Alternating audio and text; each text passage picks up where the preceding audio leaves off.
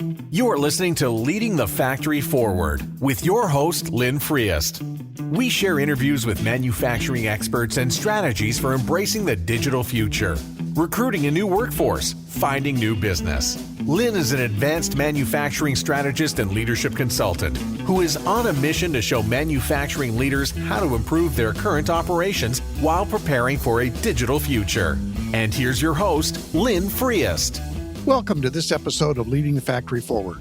This is episode number 72, and it's going to be about my year-end reflections for the year 2020. At Leading the Factory Forward, our goal is to help you create a compelling future for yourself, your teams, and your organization. I encourage you to visit my website and download the summary at the bottom of this podcast episode and use that as a tool to capture any notes as you explore the concepts in this episode. Or, to help you get started on your journey and to stay up to date on new episodes, please download the free worksheet, 3 Steps You Need for a More Productive Workday. So in this episode, I'll be sharing some reflections on my journey in 2020. I'm going to use a series of questions, and I got these questions from a newsletter from a well-known author and business development person by the name of Pamela Slim. And I'll include a link to her website in the show notes. So the 5 questions that she proposes: what things did I do this year? What new skills or abilities did I learn from these new things? What lessons did I gain from any spectacular failures or hard times? What am I really proud of in 2020?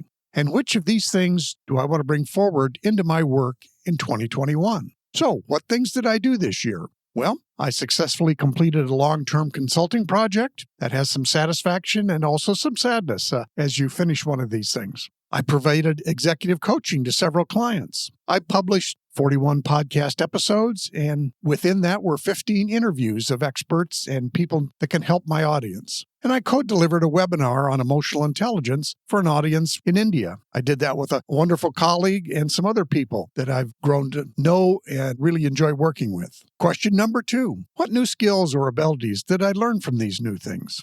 Well, I have been developing and growing my thinking around the silver entrepreneur idea. So that is still under development, but I've been working on it now for a while. And some of my interviews, some of my explorations have really engaged me in this idea.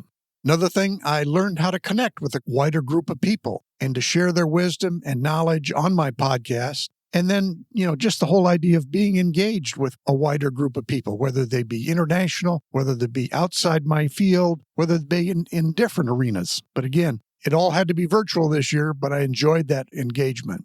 And then I got to reconnect with a special set of colleagues around the power of listening and conversation and got to work on some programs with them. And in fact, most recently in a podcast, shared their thinking. I also sustained my daily journaling and meditation practice. Especially the journaling has helped me to really explore my own thinking. And finally, I learned some new skills and ideas and got some help on how to share my message on social media so that I could provide help to a wider group of people in different areas such as social media.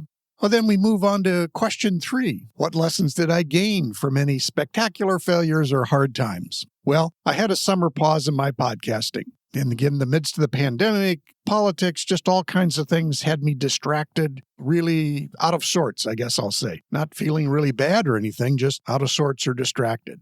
But during that time, I did make progress. I just wasn't publishing on the podcast. So I got back into the groove on that in July and have kept up my momentum moving forward. Another lesson I learned is that through journaling, I can surface and write about things that were upsetting me. So some of this in life, once you start writing down your upsets, I think it really helps clarify it. It certainly did for me. I found out that just writing, and it's free-form writing, not really trying to publish anything. This is only a journal for myself, but just writing it out helped me think through, well, why is this upsetting to me? What's my part in this? What does it mean to me? And often in many of these cases, the things that upset me anyway are things I can't do much about or I choose not to do anything about. So then I have to ask myself, okay, I'm burning up mental energy and time on things that I'm not really going to take any action on or can't take any action on. So this whole journaling thing helped me work through some of this. Now, again, do I not get upset anymore? Absolutely not. Still do. So the journaling is always an ongoing piece that I work with. Another thing I learned is to take small steps each day, especially when I'm stuck on big ideas. Now, this is still a work in progress for me, but the whole thing is, how do I stay at work on something and break it down into the tiniest steps so that I just do some small step each day? Again, I'm still working on this idea, but it's something that's helped me get through being stuck or distracted in many cases. Question 4, what am I really proud of in 2020? Well, again, I published 41 podcast episodes with 15 interviews, and I really am proud about that. I've shared, I think, really valuable information with people, and I am proud about that. I also received anecdotal evidence from a variety of people that my podcast has been both useful and helpful. So again, while it's not a scientific sample, it was still just gratifying for me to know that what I'm sharing, people are finding useful. And then another, as I talked about engaging with the different groups of people in my work, I've been able to add value, and people have acknowledged the value that I've added. So it's one of those things that it makes me proud that I can help people, and I know that it's being useful for them. Then we get to question number 5. So which of these new things do I want to bring forward into my work in 2020? Well, I want to keep expanding the scope of my podcast on my 3 themes, and we'll talk about that in a minute. I want to be more engaged with my current colleagues and expand my context to learn from new colleagues, their wisdom and knowledge. So this whole idea of, again, many of it for now anyway, will still be virtual, but virtual means that I can be connected with people really across the globe and be open to their thinking, their wisdom, their knowledge. So looking to expand my engagement. And then the third thing I want to do is develop and weave my knowledge and skills around emotional intelligence into my total life and work. Again, I think it's sort of an underlying skill, underlying principles. So those are the things that, while it may be a particular focus in terms of coaching, it also weaves back into everything I do in my life and in my work. Next, I'd like to talk about my 3 themes for 2021. Now, this is interesting, and because as I think back on the themes I had in December of 2019 or January of 2020, obviously the whole world changed in that process. And even previous to that, I remember when I was still working, in 2007, we had all created plans for what we were going to do in 2008, goals and objectives, all that, and the financial crisis hit, and the whole world changed. So I acknowledge the fact that these are my themes. Maybe it would be more accurate to say my intents for 2021. But nonetheless, these are the ideas I want to work on in 2021. The first is leading the factory forward. Leadership development, especially for manufacturing. How can I help a wider group of people build their leadership skills and build their success for themselves and their teams and their organizations? So we'll be talking about leadership, but also be talking about process. What are the things that, especially if you're a small and medium-sized business, I can share ideas around how you can simply and quickly create process that will help your business be successful on a sustaining basis. And then technology. Again, in small and medium-sized companies, there's only so much time to investigate new technologies. Hopefully, I'll find ways to share with you how to think about technology, what the technologies are, and how to start weaving that into the business that you want to create. My next theme is going to be the silver entrepreneur. Again, I've talked about this in the past, but I'll just reiterate. I still think this is an important piece. We have a lot of people who have maybe finished their corporate careers, are not yet ready to just, I'll say, retire totally, but they don't know exactly how to continue to contribute. They don't want to, start a brand new full-time job, but they'd like to share their knowledge and expertise. And on the flip side, as I talk with small and medium-sized companies in particular, or newer companies, they need talent. They need wisdom. They need expertise. So now they don't need people full-time, but they need the access to them. So this whole idea, well, I call it the silver entrepreneur for people that are finished their corporate career. It could be people who are just looking for something different. And in today's world, after the pandemic, quite frankly, there are a lot of ways we've found people can be very successful at working and contributing remotely. And I think moving forward in what you might call the new world of work, I think this is still a valuable piece where we can engage, I'll say, the experienced workforce with the younger workforce or with the newer companies or smaller companies and really help everybody move ahead.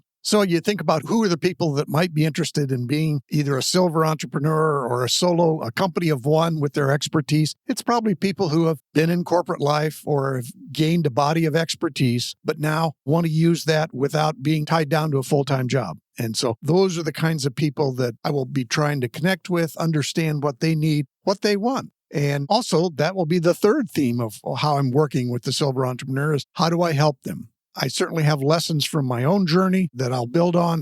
That's some of my interviews I've done recently, plan to do more of them to help people understand how they can contribute and give them a few steps ahead so that they can do it more easily. And then the third theme that I'll be focusing on this year is executive coaching and emotional intelligence. And again, as I see emotional intelligence, at least in my training, there are kind of 4 domains. It's built on self-awareness, self-management, social awareness, and relationship management. And these are areas that I think it not only underlies everything that I do, but I think it underlies everything that people as leaders or just, people in any setting need to do. I believe, again, in 2020, we had a lot more remote work. We've engaged with people across the globe. So a lot of this is all of a sudden, I'll say, really surfacing the fact that we can have processes, we can have technology, we can have all these things, but really being good at working with people, knowing yourself first, but then understanding others, working with others, those are key things that really make things successful in life, whether it be business or even personal life. So it's, again, this whole work is, I may focus on specifically coaching around those specific skills for the 4 domains, but also it just weaves into everything else I want to do, whether it be with manufacturing leadership or whether it be with the silver entrepreneur. It underlies everything.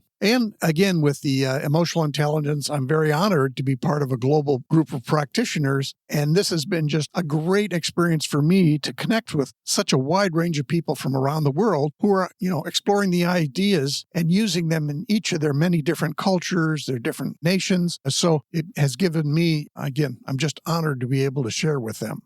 So that sort of is, at least for this episode, sums up what I've reflected on from 2020 and also what at least right now, my current thinking is for my 3 themes for 2021. I'd love to have any comments, whether you agree with me, whether you disagree with me. Just enjoy having any comments you might have about your reflections on 2020 or your thoughts on what you want to focus on for 2021. So that concludes this episode, but what's up next? Well, we're going to continue a mix of solo episodes and interviews with experts. And again, some will be in manufacturing, but also in many other areas that can help you build your business or build your personal brand or just build your personal work. And again, at least 1 episode a month, I'll be sharing specifically about the silver entrepreneur and some of those ideas and how talent can be applied to your business or how you can find a way to use your talent in a new setting. And finally, as always, I encourage you to visit my website, download the summary at the bottom of this podcast episode, and use that to help you explore the ideas of this episode and my reflections for 2020. And to help you get started on your journey in general and to stay up to date on new episodes, please download the free worksheet, 3 Steps You Need for a More Productive Workday. Thanks for listening. Look forward to sharing more information with you in upcoming episodes.